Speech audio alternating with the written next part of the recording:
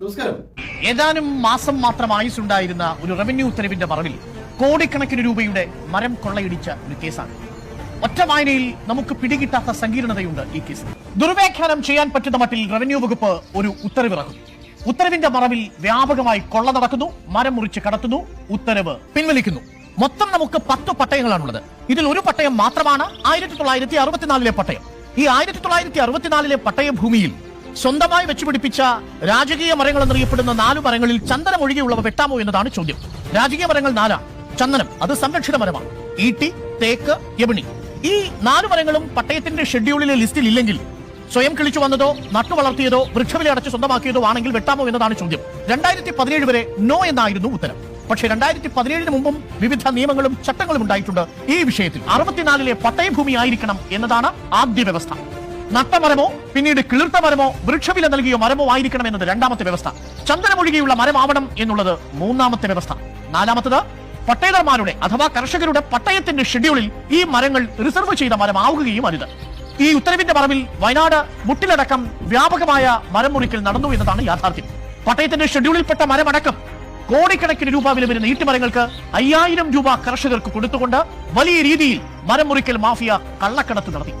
വിവാദമായതോടെ ഈ മാസം ആദ്യം ഈ ഉത്തരവുകൾ പിൻവലിച്ചു. ഇനി അറിയേണ്ടത് ഒരൊറ്റ ചോദ്യത്തിനുള്ള ഉത്തരമാണ്. ഈ കടത്തിന്റെ തിരക്കഥ ആരുടേതാണ് എന്ന ചോദ്യം. റോജി അഗസ്റ്റിൻ, ആന്റോ അഗസ്റ്റിൻ, ജോസുകുട്ടി അഗസ്റ്റിൻ എന്നിവരാണ് കേസിലെ പ്രതികൾ.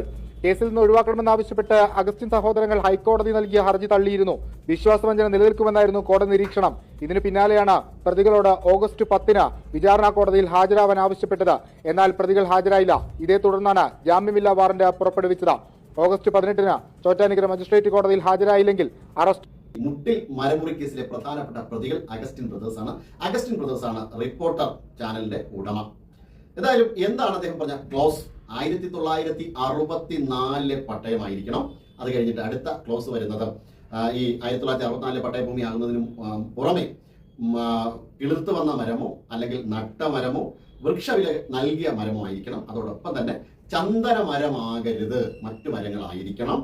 അതിനോടൊപ്പം ഏറ്റവും അവസാനമായിട്ട് ഏറ്റവും പ്രധാനപ്പെട്ട ക്ലോസ് ഷെഡ്യൂൾ, അതായത് പട്ടയത്തിന്റെ ഷെഡ്യൂളിൽ റിസർവ് ചെയ്ത മരമാകരുത്. ഇതാണ് 2017 ഒരു പുതുക്കിയ നിയമപ്രകാരം. ആ നിയമം ആർക്കോ വേണ്ടി പുതുക്കിയതാണ് എന്നാണ് പിന്നീട് അറിയാൻ കഴിഞ്ഞത്. എന്നാലും ആ പുതുക്കിയ അത് ഇത്തരത്തിലുള്ള ഈ റിപ്പോർട്ടർ ചാനലിന്റെ ഉടമകൾക്ക് വേണ്ടിയിട്ടാണ് എന്നതാണ് നിഗമനം. ഇപ്പോ ഈ ഒരു അവസ്ഥയിൽ അരുൺകുമാർ എന്തായിരിക്കും അവർക്ക് വേണ്ടി പറയുക? നേരത്തെ പറഞ്ഞതിനെ മാറ്റി പറയും. അതായത് AK ശശീന്ദ്രൻ, അന്ന് വനം വകുപ്പ് മന്ത്രിയായിരുന്ന AK ശശീന്ദ്രൻ തന്നെ പറഞ്ഞിട്ടുണ്ടായിരുന്നല്ലോ, പട്ടയഭൂമിയിൽ നിന്നാണ് മരം മുറിച്ചത്, അതിൽ പ്രത്യേകിച്ച് പ്രശ്നമൊന്നുമില്ല. പക്ഷേ അറിയേണ്ട ഏറ്റവും പ്രധാനപ്പെട്ട വസ്തുത എന്ന് പറയുന്നത് അരുൺകുമാർ തന്നെ പറഞ്ഞിട്ടുള്ള കാര്യമാണ്. വലിയ രീതിയിലുള്ള മാനിപ്പുലേഷൻ, കൃത്രിമത്വമാണ് അവിടെ നടന്നിരിക്കുന്നത്. കർഷകരെ പറ്റിക്കുകയായിരുന്നു. കർഷകരെ പറ്റിച്ച് അവരുടെ കയ്യിൽ നിന്ന് അവരുടെ ആദായം തട്ടിയെടുക്കുകയായിരുന്നു. അവരുടെ മരം മുറിച്ച് യഥേഷ്ടം കടത്തുകയായിരുന്നു എന്നതാണ് ഏറ്റവും പ്രധാനപ്പെട്ട കാര്യം. 5000-ഓ 6000-ഓ ഒക്കെ കൊടുത്തുകൊണ്ട് ലക്ഷക്കണക്കിന് കോടിക്കണക്കിന് വിലയുള്ള മരമായിരുന്നു ഇവർ തട്ടിയെടുത്തത് എന്നുള്ളതാണ്. വലിയ രീതിയിലുള്ള വനം കൊള്ളക്കാരാണ് ഇവർ. ഒരു പക്ഷേ വീരപ്പനേക്കാൾ വലിയ കൊള്ളക്കാർ. ഒരു ചാനലും ഇട്ട് അവർ ചെയ്യുന്ന ചെയ്തികളെല്ലാം ന്യായീകരിക്കുവാൻ വേണ്ടിയിട്ട് മൊട്ട അരുണിനെ പോലുള്ള ആൾക്കാരെ കൊണ്ട് ഇരുത്തിയിരിക്കുന്നു. ശ്രീ മൊട്ട, ചീമൊട്ട എന്ന് പറയുന്നതും ചിലപ്പോൾ അങ്ങനെ ആർക്കെങ്കിലും പറയാൻ തോന്നിയാലും അവർക്ക് ആരെയും കുറ്റം പറയാൻ പറ്റില്ല.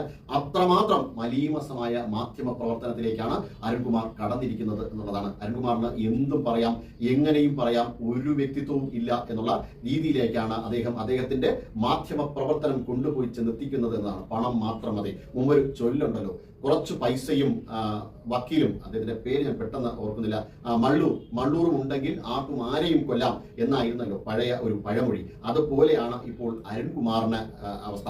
അരുൺകുമാറും ഒരു മാധ്യമവും അല്ലെങ്കിൽ ഒരു സാറ്റലൈറ്റ് മാധ്യമവും ഉണ്ടെങ്കിൽ ആ മുതലാളിക്ക് എന്ത് കൊള്ളരുതായ്മയും ചെയ്യാം. അത് ന്യായീകരിക്കാൻ അദ്ദേഹത്തിന് കഴിയും എന്നുള്ളതാണ്. അതിനകത്തേക്ക് അദ്ദേഹം ഒരു മാന്യതയും കൊണ്ടുവരില്ല, ഒരു മാധ്യമ ധർമ്മവും കൊണ്ടുവരില്ല. എങ്ങോട്ട് വേണമോ വളയുന്ന നട്ടല്.